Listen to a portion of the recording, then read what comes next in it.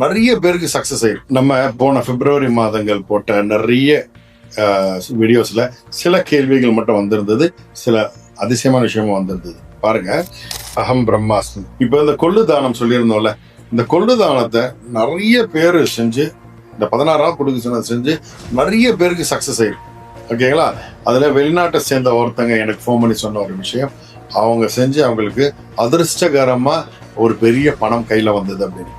அது எவ்வளவு பெரிய விஷயம் வந்ததுங்க. ஒரு கடன்றதை அதை அடைச்சிட்டேன், ரொம்ப சந்தோஷமா இருக்குன்னு எனக்கு ரொம்ப சந்தோஷமா இருந்தது சொன்னதா.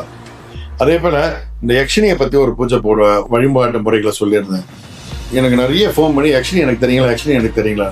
நான் அதில் யக்ஷினி தர்றேன்னு சொல்றதை முதல்ல நம்பாதீங்க. அப்படி யாரும் கொடுக்க மாட்டாங்க. அதை நம்பாதீங்க, அதை செய்யாதீங்க.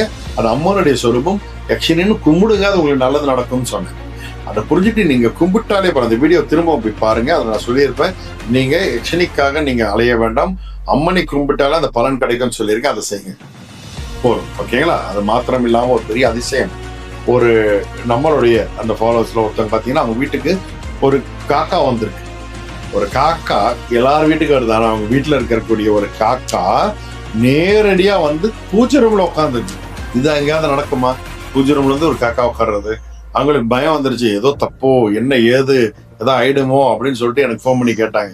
அப்ப சொன்னாங்க, இப்படி யாருக்குமே நடக்காதுங்க, இது ஒரு கடவுளுடைய அனுகிரகங்க, உங்களுக்கு ஆசீர்வாதம், கடவுள் ஆசீர்வாதம் பண்ணியிருக்காரு.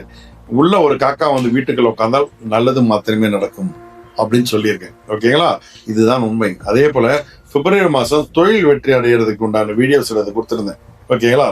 அதுக்கு பரிகாரங்களும் சொல்லியிருந்தேன். 3-4 டிப்ஸ் சொல்லியிருந்தேன். அதை முதல்ல புரிஞ்சுக்கங்க. அந்த 4 டிப்ஸுமே செய்யணும்னு அவசியம் இல்லை. 4ல உங்களுக்கு எது முடியுதோ அதை நீங்க செய்தால் போதும்.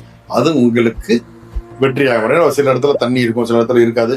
ஸோ ஒவ்வொருத்தங்க எது முடியுதோ அதை செய்யுங்க. அது உங்களுக்கு பெரிய பலனை கொடுக்கும். சாயா.